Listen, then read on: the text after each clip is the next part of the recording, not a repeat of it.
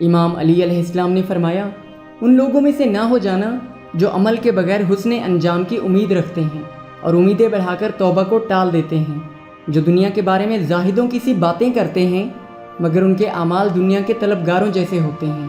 اگر دنیا انہیں ملے تو وہ سیر نہیں ہوتے اور اگر نہ ملے تو قناعت نہیں کرتے۔ جو انہیں ملا ہے اس پر شکر سے قاصر رہتے ہیں اور جو بچ رہا ہے اس کے اضافے کے خواہش مند رہتے ہیں۔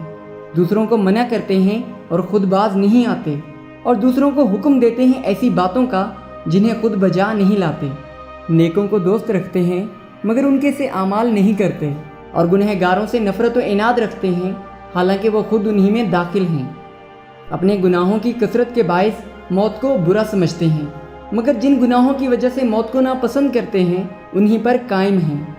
اگر بیمار پڑتے ہیں تو پشیمان ہوتے ہیں اور تندرست ہوتے ہیں تو مطمئن ہو کر کھیل و کود میں پڑ جاتے ہیں، اور جب بیماری سے چھٹکارا پاتے ہیں تو اترانے لگتے ہیں اور مبتلا ہوتے ہیں تو ان پر مایوسی چھا جاتی ہے۔ جب کسی سختی و آفت میں پڑتے ہیں تو لاچار و بے بس ہو کر دعائیں مانگتے ہیں، اور جب فراخ دستی نصیب ہوتی ہے تو فریب میں مبتلا ہو کر منہ پھیر لیتے ہیں۔ ان کا نفس خیالی باتوں پر انہیں قابو میں لے آتا ہے اور وہ یقینی باتوں پر اس پر قابو نہیں پا سکتے۔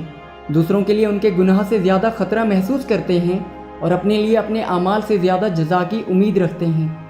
اگر مالدار ہو جاتے ہیں تو مغرور ہو جاتے ہیں اور فتنہ و گمراہی میں پڑ جاتے ہیں، اور اگر فقیر ہو جاتے ہیں تو نا امید ہو جاتے ہیں اور سستی کرنے لگتے ہیں۔ جب عمل کرتے ہیں تو اس میں سستی کرتے ہیں اور جب مانگنے پر آتے ہیں تو اصرار میں حد سے بڑھ جاتے ہیں۔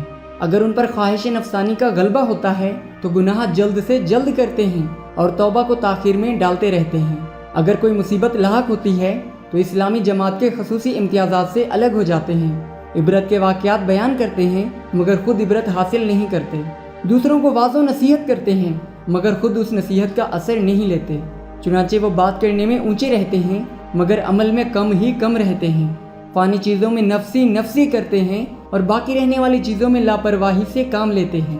وہ نفع کو نقصان اور نقصان کو نفع خیال کرتے ہیں، موت سے ڈرتے ہیں مگر فرصت کا موقع نکل جانے سے پہلے اعمال میں جلدی نہیں کرتے، دوسرے کے ایسے گناہ کو بہت بڑا سمجھتے ہیں جس سے بڑے گناہ کو خود اپنے لیے چھوٹا خیال کرتے ہیں، اور اپنی ایسی اطاعت کو زیادہ سمجھتے ہیں جسے دوسرے سے کم سمجھتے ہیں۔